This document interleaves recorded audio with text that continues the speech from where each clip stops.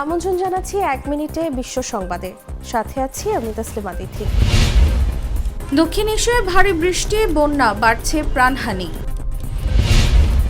যুক্তরাষ্ট্রে তীব্র তাপপ্রবাহ, ঝুঁকিতে 13 কোটি মানুষ।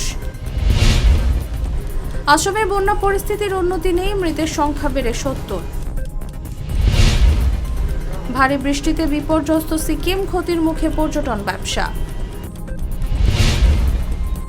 চীন বাংলাদেশের কাছে কি চায়? ইসরায়েলি মন্ত্রীদের বাড়ির সামনে বিক্ষোভ। চিকিৎসক থেকে ইরানের প্রেসিডেন্ট পেজেশকিয়ানকে বিশ্ব নেতাদের শুভেচ্ছা। জনগণের জন্য দাম বাড়লেও আনলিমিটেড ফ্রি বিদ্যুৎ পান পাকিস্তানের কর্তারা। সোমবার রাশিয়া সফরে যাচ্ছেন মোদি।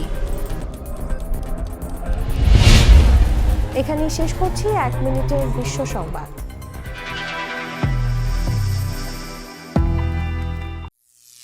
করিম চাচা, আপনার প্রিয় মানুষদের কখনো বিপদে ফেলতে চাইবেন না স্যার। তাহলে আমাদের বিপদে রাখা কি ঠিক হচ্ছে?